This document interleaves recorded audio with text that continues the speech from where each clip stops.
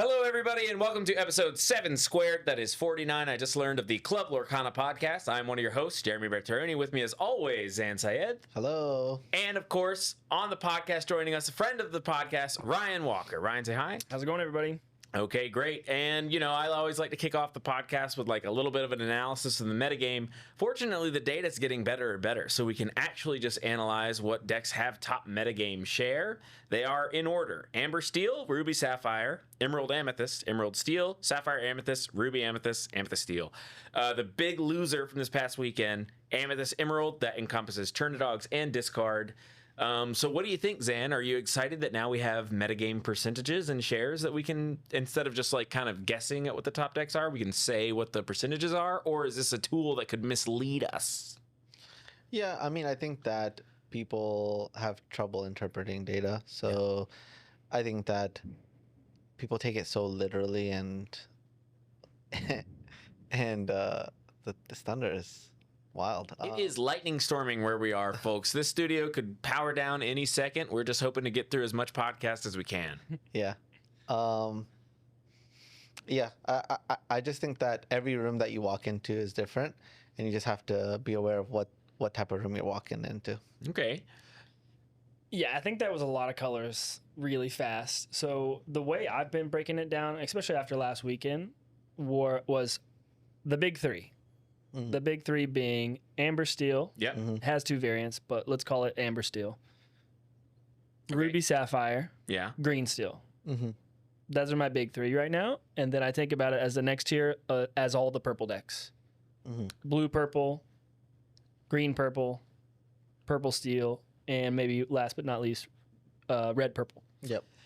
Sad to see red purple fall so far. I've been trying to play it a little bit online, and it is kind of not great right now. It's just been continually not getting support while other colors have been getting support.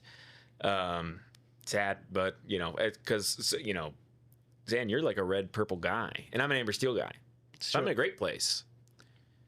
Rhino really seems to have set the room on fire with its entrance from set 8. Rhino is a huge addition to both aggro and song versions of Amber Steel. Would you say this weekend, Zan, that you have to be ready to beat Rhino or playing Rhino to succeed at the Charlie's 10K tournament that he always does? All right, I'll give everybody a little bit of a heads up. So I was like, let me try and buy some Rhinos locally. They're sold out. Whoa. Everywhere. It's a good heads up. Can't buy them here. Yeah, not really surprised at that. So that being sold out means what? I won a box of Reign of Jafar this week. I should crack it. Yeah, you should definitely open it. Okay. But basically, I think that the data, one of the pieces of data I like to look at is what's being bought. I think that's like a good indicator of what's about to see play, right? Because I think sometimes there's a delay between what people are playing and what they're going to play at the big tournament. And so, yeah, I think that both variants of Amber Steel are on the rise, and is the meta going to be able to punish it, or is it going to lose to it? That's the question. Great. So yeah, that's pretty much our snapshot of the metagame. We got it wrapped up. And of course, we are excitedly testing for not only Zan's appearance at the World Championship at the end of this month, but Charlie's CCS 10K that is hosted pretty much every time a new set comes out 2 weeks after the set. What are we thinking for the 10K? I always loved the 10K. That it's always great when you get to wake up in your own bed and go to the tournament. I've been really I'm really comfortable with this new Blurple deck. This is pretty much, I'm playing Quigley's list he made second place this weekend at a big 1K tournament or whatever. So I've been liking Quigley's Blurple for the CCS. Basically, I always kind of liked Blurple, but the problem was you never had a Wrath. And sometimes if they just had 5 guys in play, you were like, well, I have more cards and ink than you. And they were like, I'm going to win. And you're like, yeah, I know. But now, with the addition of the new card Monstro, the infamous whale, you can kill 5 sideways guys. And if you're hoarding popsicles, then you can kill all their guys and popsicle it Scar style. And it just costs all the cards in your hand, but that's fine because your dream of Blurple is that you could convert the cards in your hand into something before you just died. And now Monstro lets you do it. So I've been enjoying that play pattern. I took it to a Charlie's CCS Wednesday win-a-box. They do win-a-boxes on Wednesdays, I guess, sometimes. It costs $15, and I won. I went 4-0. So that's, I mean, lock it in right there, baby. I mean, what else can you do? I mean, I think that Blurple is a solid deck. It hasn't really gotten that many upgrades. It did get Monstro, but why don't we take a second to like talk about Wraths, right? What is a Wrath? It's something that allows you to deal with your opponent's characters. Generally, Wrath is considered something they don't have to be exerted. They just go away when you play it. Right. The big difference here being that Be Prepared, being our Wrath, is two-sided. Monstro, we're talking about a one-sided. Wraths are typically right? symmetrical, but yeah, this is a one-sided Wrath, as the Magic players like to call it. So that's what makes Sisu oftentimes better than Be Prepared. Be Prepared, right? Because it's a one-sided thing. Then you have Scar, which is also a one-sided thing, but it's also conditional, right? Obviously, it can't have 5 power. Otherwise, Scar will die in the exchange. And in this instance, you have to have the cards to back up for every character, because the way Monstro works is you can unexert it by pitching a card, discarding a card. And so there's a huge cost there. So like on the ranking list of 1 through 4, where would we place each one, right? There's pros and cons to each one, right? And so in my mind, I'm like, Monstro is somewhere between Scar and whatever the one that's in second. Right now, probably Be Prepared is ahead of Sisu, but Sisu used to be ahead when Hiram was around, right? Yeah. And so I would say it's Be Prepared, Sisu, and then now we're trying to decide if Monstro is even better than Scar. I think it's worse than Scar. But it's in a color combination that needs it more. Right, exactly. That's what I was going to say. All those ones are red, and Blurple has desperately needed a way to deal with multiple tapped creatures or multiple characters. Blurple just needed that. Otherwise, you're pretty much trading 5 ink for every one of their characters in the form of Elsa or some sort of crab shenanigan or whatever. So now here's the thought process, right? Hades. We just talked about Amber Steel, right? We talked about Amber Steel being potentially one of the most played decks. Historically, Blurple has been a good matchup for Amber Steel. Yeah. And now we have this card Monstro. Like, let's say someone Whole New Worlds. Now you have Monstro, and Monstro can wipe their entire board. That's great. Super. That's an improvement. But at the same time, it's another card that can get World's Greatest Criminal Minded. And like Amber Steel is already always trying to play that card, at least as a 1 of or 2 of. Right, but Monstro has Rush, right? So I play Monstro. I discard 4 cards in my hand to get rid of all their guys. I get rid of 5 guys. And then they Criminal Mind it. But how did you have 5 cards? What? How did you have 5 cards? Oh, my deck plays 4 copies of Finders Keepers. Okay, but you had to ink 8 times. Yeah, but I have Sally Azurites. What do you mean? Yeah, but you also don't have a positive way to ink stuff, right? So Sail is net neutral. Sail is neutral. Negative. Depot's negative. And then you don't have what's the 4 cost one? How far I'll go. I don't have how far I'll go. So you get what I'm saying? Here's the sequence. Ready? Turn 1, Popsicle Bell. Turn 2, Friends on the other side. You have infinite cards. You have all the cards you'll ever need. Yes, but you only play 4 popsicles. And 4 bells. Yes. So and 4 friends on the other side. Exactly. It's Mine are foil and Japanese. Thing to put together. It's not exactly 100%. Like if I'm considering playing Blurple, I'm like, I'm scared. Because, okay, so let's say we're like, okay, Amber Steel songs is now a good matchup because of Monstro. Monstro just completely flipped this atrocious matchup. Great. Now, what is probably the deck that was at the lowest, like that wasn't really seeing, like that was seeing a very little amount of play, but started creeping up in set 7? Started creeping up in set 7, was seeing a very small amount of play. It's gotta be Amber Emerald. Yep, exactly. So how do you feel about that matchup? Turnidogs, Yes. it's not great. What would you say in percentage wise? 65-35. That's rough. Rough. So basically, going into this tournament, I don't think Blurple is a bad choice.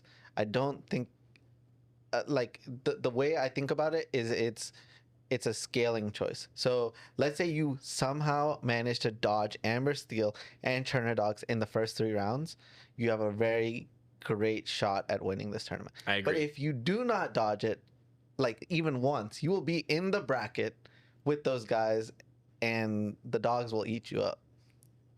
They gonna eat.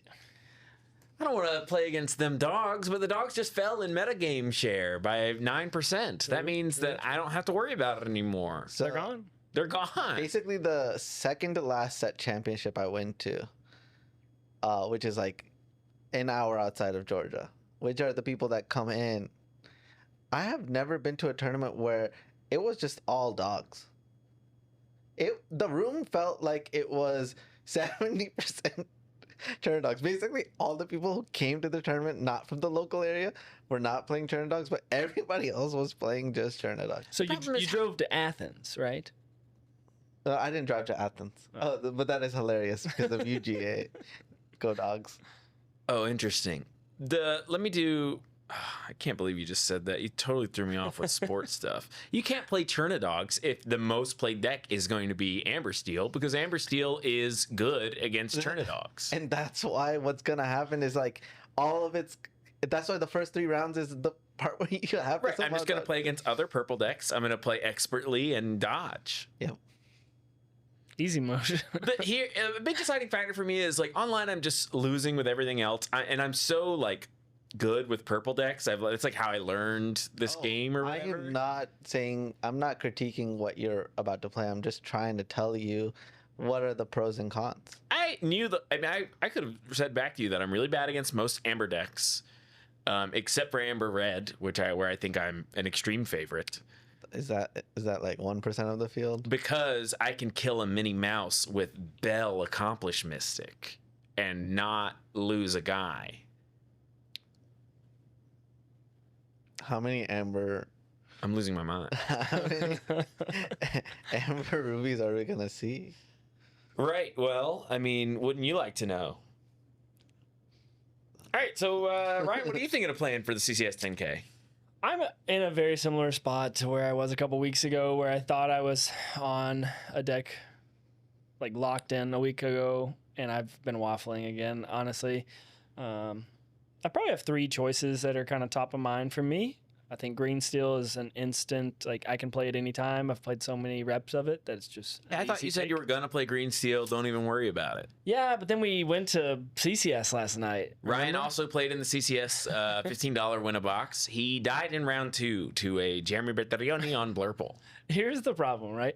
If you're the card guy, I have a massive Lorcana collection, by the way. So anytime we're going to tournament and people need cards, I get this list of like, here's what I need. And so when you're going to a tournament with your friend and he sends you a list of here are the cards I need, you have 2 things going on, right? You have like the angel and the devil situation, right? The angel's like, give your friend the cards he needs and don't switch your deck to the deck that beats his deck.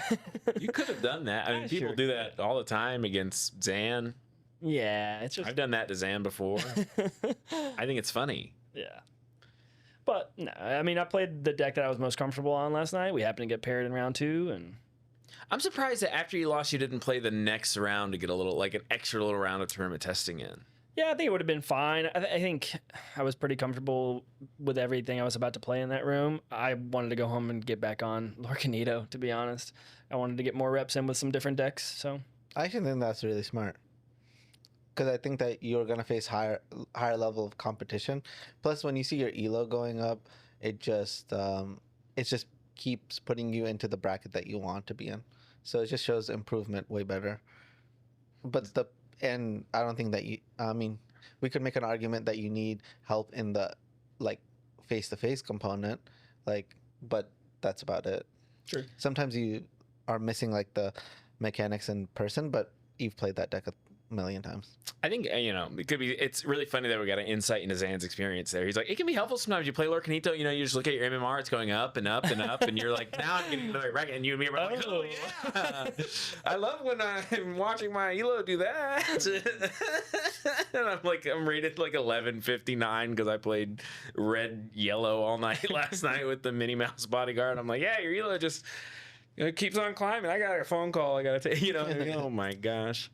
Maybe we can take a detour and go to Amethyst Emerald. I feel like it had a really big showing over the weekend, and it had a lot of different shells. Mm-hmm. It had a bounce shell, and then the discard shell seemed like it took a big step forward. That being wrong lever, pull the lever situations. Yep. Just the amount of discard that you can get in that deck. It's like that critical mass that we thought about getting to with green steel, right? Mm-hmm. Green purple's able to get to that critical mass now. Green steel is able to get that critical mass. Green steel's always been able to, but it seems like green purple is getting to that place with the wrong lever, pull the lever situation. They both always had the same amount of discard. Shut up. Sure. Yeah, it just lacked the removal. It lacked the removal. So it gained some of the removal, plus, so if you think about the Jafar wheel deck that I was playing, it was just a lot of draw effects, right? Like you played the lamp, and that gave you more draw effects. And so whenever you and your opponent like run out of gas, whoever has more draw 2 effects ends up, climbing out of that situation. So with pull the lever, wrong lever, you have a good removal spell and draw 2 cards, which which can put you in a good spot. It's actually worth noticing that green purple has more targeted discard than green steel with pull the lever. I mean, if you have 2 Prince Johns out, which happened against me last night, he was like, I guess you discard a card. I was like, yep. Yeah, but at the same time, it's like you're always trying to find the balance between hypnotize and another one. So it's not exactly like, oh yeah, these are all free, we're gonna play 4 hypnotizes and 4 of these other cards. Right. Because I mean, how many 3-cost actions can you play? Yeah, that are not songs. Exactly. And we're not in green steel where there's like a whole bunch of cards that are waiting for me to play an action that isn't a song. We've been doing a lot of limited testing, and I actually learned that green steel cares a lot about that. Pirates. Whenever your pirates are at a location and you play a song that isn't an action, then you can ready one of your opponent's characters. It's good against bodyguards. That's like how all the limited testing we've been doing, it's been going.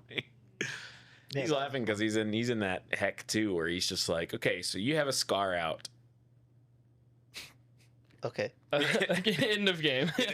I think I'm just gonna be confused and scoop and not know what happened, which is bad testing. What other 2 decks? You said you're bouncing around between 3 decks. So you're saying it's green, purple, green, steel, or what? Green, purple is not actually in consideration for me. It's just a deck I thought was interesting over the weekend. No. Amber Steel Songs is something that I've played for a long time, since set 1 essentially. So it's a deck I'm pretty comfortable with as well.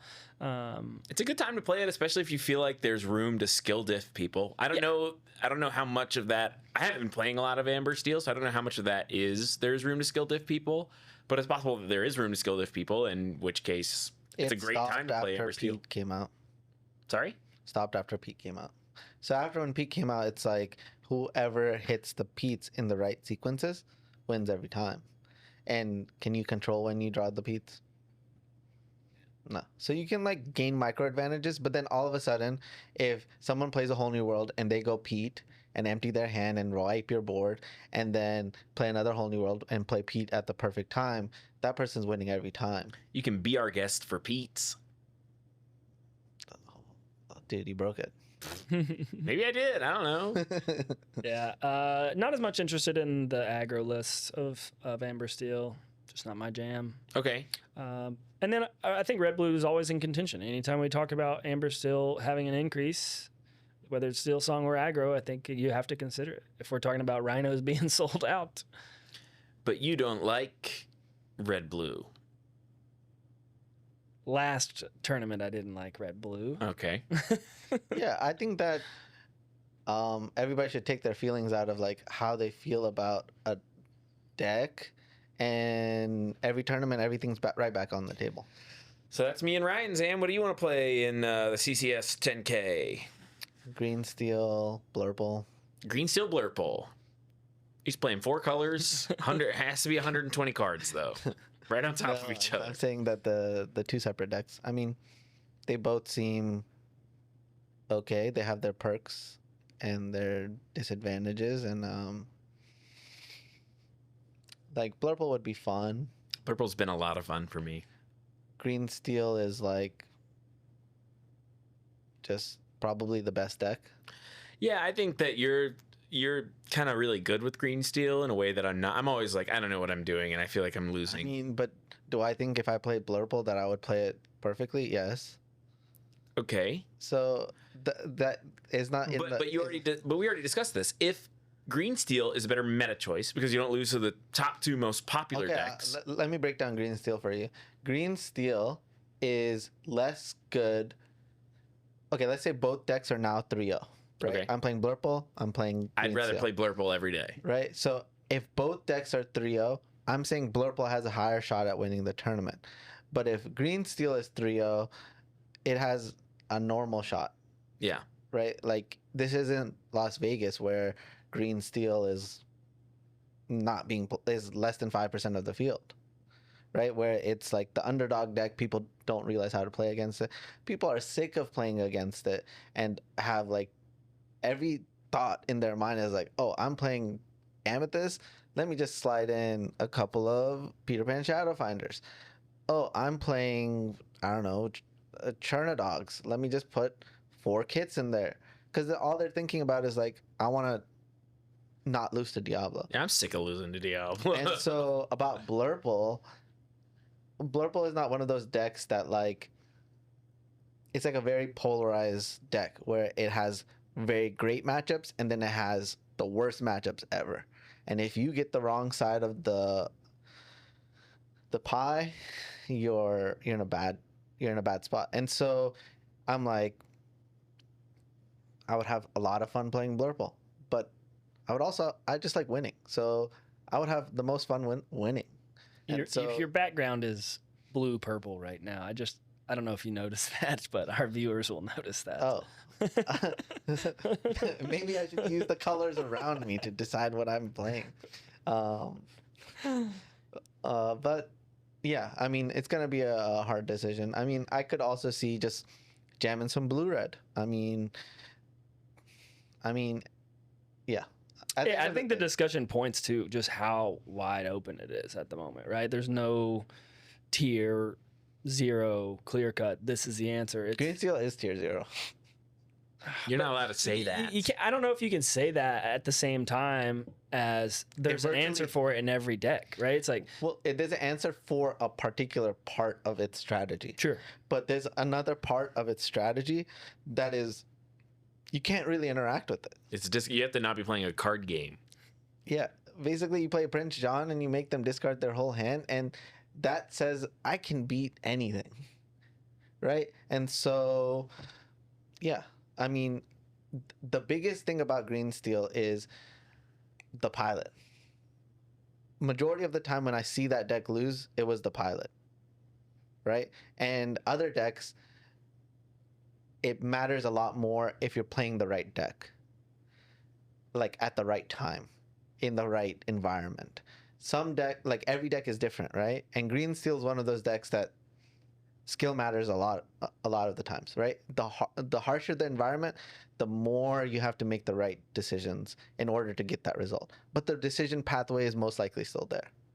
So Green Steel probably still has the most amount of like pathways to win the tournament. It has the most pathways, but is there a pilot that's capable of finding the pathways to win that tournament? Right. So shouldn't you play Green Steel? But the thing about Blurple is it's a fun time. Yeah, I have a blast with it every Right? time. It's a fun time, and even if there's less pathways to get there, the path to victory after a certain point in the tournament would be much easier. 4 Finders Keepers is like the most fun I've had in a long time. My opponent will be like, all right, I've almost got all the go. And I'm just like, I got Finders Keepers. And they're always like, oh god. I'm like, yeah, oh yeah, they're But back. I mean, at the same time, there's no worse feeling than like Finders Keeper, draw 3, and your opponent's like, okay, quest to 20. Yeah. And you like die with 8 cards in your hand. That's what Monstro's for. You can't die with 7 cards in your hand because the whale just eats them all. The whale was coming down next turn. Ugh, that's rough. Yeah, You're it's a different- tough way to go. Your Madam in the Fox was definitely supposed to do something about the whale coming down next turn. It was supposed to buy you time. Why is it forsaking us? It's gonna eat aerials this weekend. The best. interesting thing about Monstro as a Wrath is it's so interesting to me. I'm like, okay, Monstro might come down next turn, but the actual right thing to do is quest with everything. I need to quest into this Wrath because this Wrath is literally going to cost a card, Costs me cards out of my hand. right? So then the path becomes, okay, these other 2 characters that are alive, in order for this to go away, it's like, it's gonna cost him 2 more cards. Does he even have that many cards? Yeah, I had it last night. I killed my guys 2 things, and then so what happened? Oh yeah, I played. You're not gonna like this story because you're gonna immediately realize what the problem is. I played Monstro. Yes. I had 2 cards in my hand. Then I played Finders Keepers. Then I Yeah, killed all of 13. Yes, I did. And then I killed all his guys. Was it correct to just ink every turn like that? You know, I think so that I could do the Monstro Finders Keepers plan. Wouldn't you just have 5 more cards if you just kept, if you didn't ink after 8? But then I wouldn't have been able to play both of those. No, then you would have just had 5 cards to discard. No, but you need a bunch of ink to do things like Hades Bounce or play 2 Hades or things like that. Fun turns. Okay, here's the question I would ask. Is there a number, like in Blue Red, I do this quite often. I'm like, oh, here's a number I'm going to stop at just to create virtual card advantage. 14. Yours is 14? 2 Hades. That's wild. You gotta do 8 plus 5, and then 2 Hades. What? That's a lot. Why? It felt so bad when when the Hades hits a shark though. I mean, 11 makes sense to me, right? Like, bounce my Hades. That's not even 11, it's 10. That's 10, which I've done. I mean, yeah, you get to 10. Here's the thing: you have Finder Keepers, and Tamatoa draws 4 cards whenever you play it. So that's I like definitely didn't watch the match, so I don't know what's correct. I'm just talking about the topic of, do you guys ever think about a number that you guys stop at? no, because Radigan makes you ink every turn, or it just dies. Yeah. Like, for example, when I'm playing Green Steel, I'm sometimes thinking about, oh, let's stop at 5. You always stop at 5. Cheater. I just think that every deck has that. Yeah, it's definitely 5 for Green Steel. It feels so comfortable to play for. Yeah, and so I'm just like, oh, why don't we just like, if we do that, then like imagine if you stop at 5, every card you draw after that and you keep in your hand, it's kind of like you drew a card. You did draw a card, but it's like a real card. It's not an ink. Yeah, I knew I shouldn't have told you this story and that you'd be mad about it. The point, it was the I'm mirror. not mad. I'm just talking. It was the Blurple mirror, and if you let them double you up in ink or whatever, you're gonna lose because No. it's a card velocity issue in that mirror. Okay, so all right. Do you think that what would you stop at majority of the time when playing Blurple? I'm asking to try to learn more about Blurple. A lot of the times I stop at like 11 or 12. Okay. And the 12 usually only ends up happening because So what is the combination you're thinking about? Okay, let me give you another example. DKP's list, right? yeah. DKP often talks about, oh, I want to be prepared and play McDuck Manor in the same turn, Right. right? So what does that count? Be prepared. McDuck Manor's 11. Exactly. 11. So we stop at 11, right? And so what is the sequence that you're saying 12 or 13 is The number? reason that it's variable is because you have a lot of lines where it's like, okay, Finders Keepers into Popsicle into Tamatoa, get back to 2 Popsicles, play them both, draw 2 cards. And so, like, how much does that cost? That's 11, 13. You're saying, okay. But a lot of times, if you Finders Keepers and you draw like Sail, Tamatoa, Popsicle, and you do that whole line, you have a Sail in your hand that you're like, this kind of sucks. I'd rather just get the Popsicle in and get closer to the next card. Mhm. Because next turn, because because next turn I'm gonna do this again because I have another Finders Keepers in my hand because the first popsicle drew a Finders Keepers. You know what I mean? So since like so many of your cards are just like raw draw card thing, like you have Friends on the other side, Finders Keepers, Popsicles, and Tamatoas, and Sail the Azurite Seas. So you like need Genies. to chain a lot of your turns. And like I said, card velocity is the biggest problem because all of your stuff that interacts with the board costs 5. So like a turn where you're like killing all their stuff is like I have to Elsa, Crab, bounce my Crab, Madam, and that's 11. Right, which is pretty common. You need those 3 cards in your hand, but you have a ton of cards in your hand. And so, like, if you Finders Keepers, the next turn it's like sometimes pretty likely that you have an Elsa, a Crab, and a Madam Mim the Fox in your hand. So that's going to need 11 ink. I completely agree with you. I was just looking for the number. But the reason that the number is so like can go either direction is because you're playing cards like Finders Keepers and Tamatoas. And in the particular match that I was playing, where I went Monstro Finders Keepers, I had it was a blurple mirror, and so we were bouncing our Hadeses on each other a lot. So I ended up with a lot of ink that way. So Tamatoa, we can talk about Tamatoa real quick. Your Blurble deck, how many items does it play? 4 popsicles. Okay, so one thing that I think that people do often wrong quite often is when they play Tamatoa and pick up 2 popsicles, they play both the popsicles right away. Even though next turn you could ink or quest and play 1 for free. Exactly. So you can go up to 7. Right, like so. Let's say you play Tamatoa, you bring back 2 popsicles, you play 1 popsicle, and they're like, "I'm gonna ink something, play the other popsicle." No, I don't do that. So if I have good cards in my hand, I'm like, "No, I'm not gonna do that." Oh, but what if the other card in your hand's Tipo? Get that thing out of there. I mean, sometimes Tipo is exactly the card that you need. No. All right, we're coming up. We're like hitting time limits. We got what else? Well, let's move on. Next topic. Nintendo Switch 2 is out. Zan's wearing his Mario Kart shirt. Yeah, aren't you sponsored? Not by Mario Kart. As part of a protest about the increase in price, I have abstained from getting a Nintendo Switch 2. But gets real to Mickey if you don't invite him over to play Mario Kart with. Yeah, I just don't understand why you wouldn't invite me over. But anyway, in solidarity with me, all of my friends have one. So I got one. Yeah, I got one. Let's talk about it. Is it worth it to $500 Mario Kart? Oh, I'm going on a really long trip in like 5 days. So that was my justification for it. I'm going to play a lot of Mario Kart on the plane. But I love it so far. I think the courses are great. The open world is fine. It definitely has a lot of like playability. You can be open world forever, it seems like. I haven't much to even do. touched the open world part. All I did was like 50cc. First 2 tracks. That's it. The problem is I find the courses. straightaways quite boring. Are you like Mario Kart was always a high octane experience, right? We were doing tracks, there's whips and turns and rails. Now all of a sudden it's broken up with sections where I'm on like a highway going straight for a long time, sort of jockeying for You don't position have with to play items. the game that way. No, I do know what you're saying. It's actually not as true as you think. There's a lot of this course to this course. There's transition area between the 2 courses that didn't exist before. I do understand what you're saying. Yeah, what do you mean? You used to just take me there. I have to drive to the next course. What's next? Like a pit crew that I have to hire? You know what I mean? Like why? I think that element isn't necessarily serving it well. And when you say you don't have to, the problem is that one of the premier online modes that's really fun is the battle royale similar knockout mode, where 24 players I think it's so fun. contest to get to the next, and that is primarily played on those highways. Okay, so what I'm gonna say is, if you've played Crash Bandicoot Racing, Throwback. right? Sega? If you've played that had like an open world component to it.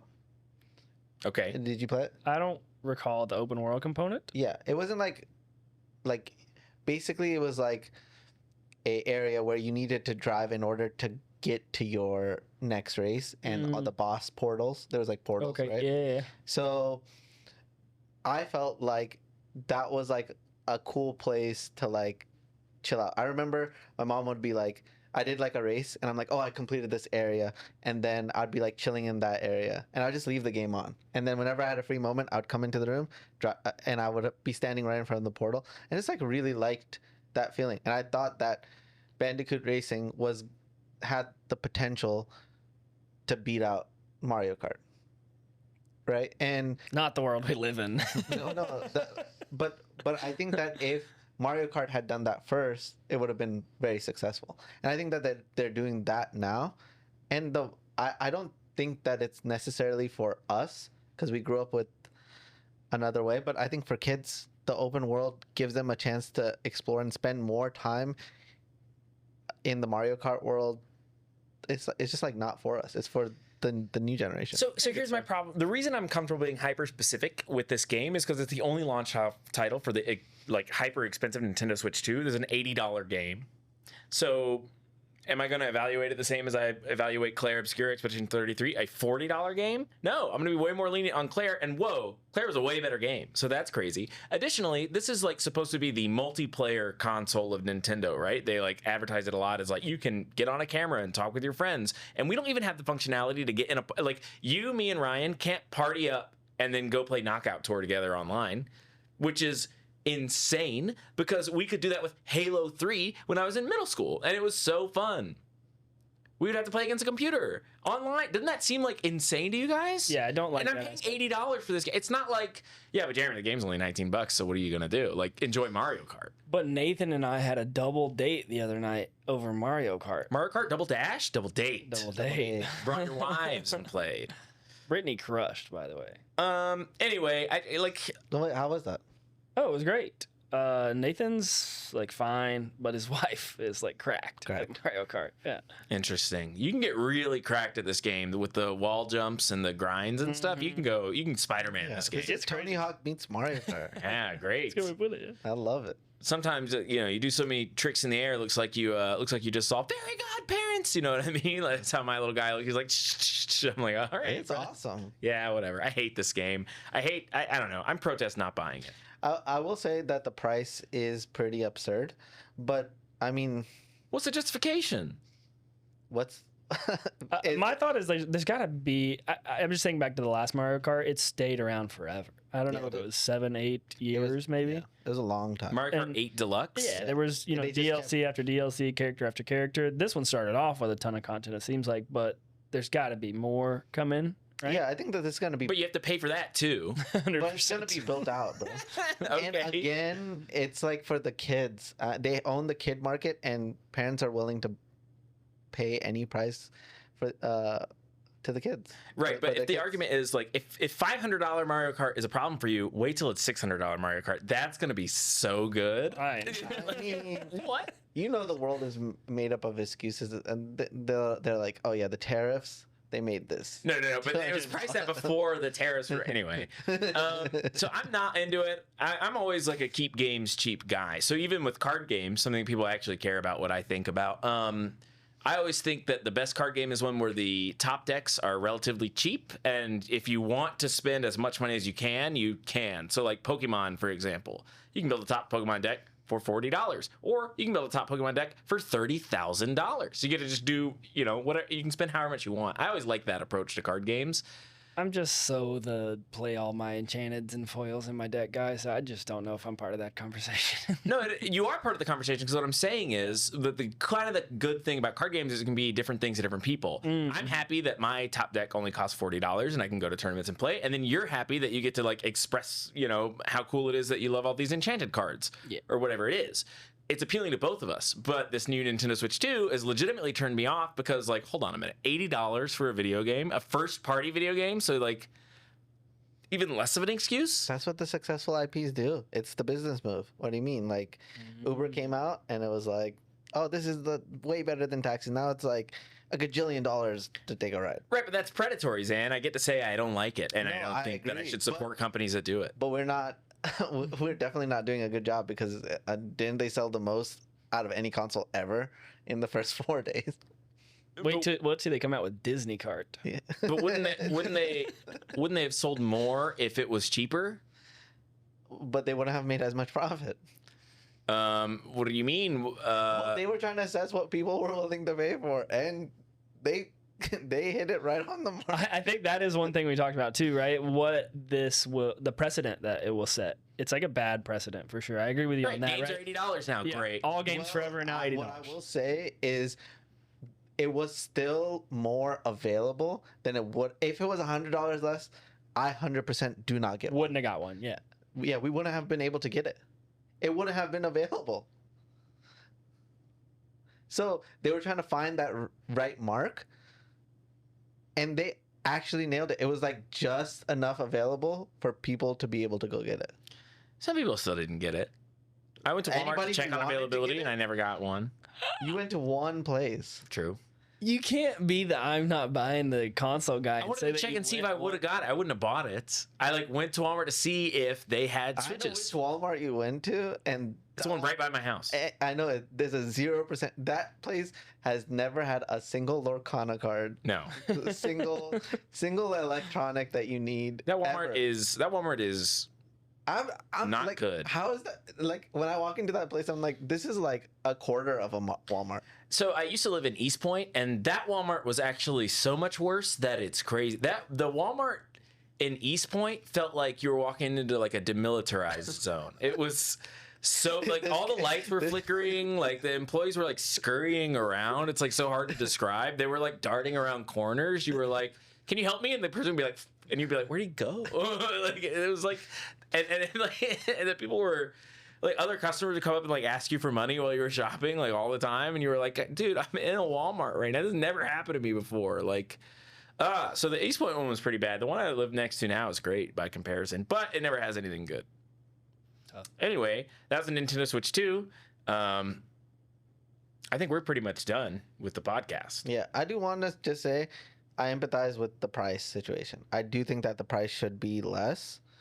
It's just that. Like if you look at it from like a case study business perspective, they just nailed it. I've never been. Has a console ever come out and it's like everyone's like it's a perfect price and you have an ability to buy it? It's always too expensive. Yeah. No, or it's not expensive, or it's not expensive enough, Zan saying, and it's out of stock forever. Yeah, you can't ever get your hands on it. It's like literally impossible. Yeah, but so okay. There's like a philosophical argument here that we should have, which is like, at what point in our lives do we stop being lenient about the opposition's like problem? So, okay, let's say you're a plane manufacturer and I'm a person that wants to ride in a plane. We have an opposing goal. I want, my tickets to be cheap as possible, and you want to create planes for as cheap as possible. At a certain point, I can't just be like, well, he's just trying to make money and forgive him, because if Zan comes out and he's like, it was actually cheaper, instead of hiring engineers, we got high schoolers to build the planes because look how much money we saved. And I go, well, he's a business. He's entitled to save money. He should save money. And I get on the plane. It's built by a bunch of high schoolers, so it falls apart and I die. Like, at what point is it like, why are we advocating for the company? You know what I mean? Well, I will say there's not even an American company, right? So we can't even just like look at it the same way we do. Japanese company. Yep, exactly. It's So are they applying the same exact like growth, grow the company because it needs to reach a profit mentality? we don't know. Probably not. I mean, it is a publicly traded company. It's a pretty giant company. You gotta assume that they play by similar standards. will and say- rationales. Owning the stock, they pay dividends out the wazoo. Nice. Well, That's why he bought the console. he can got his emphasize with the dividend. price. But anyway, somebody who gets dividend checks from Nintendo. Okay, I'm done with the podcast, I think. Everybody, thanks so much. You can find me on Twitter at MoxJeremy. The spaces might be coming back. I'm still adjusting to the new job schedule. It's like kind of tough to know when a good time was. I guess I could start doing Mondays 7 to 9. You guys think that's a good idea? Yeah. Okay, the spaces are back Mondays 7 to 9. 30 minutes shift left from the old time. We'll see you guys there. Zam, where can they find you? You're already here. Syed YouTube. And Ryan, what do you got? I'm on Twitter mostly at ATL Ryan Walked. We'll see you guys at CCS. All right, bye.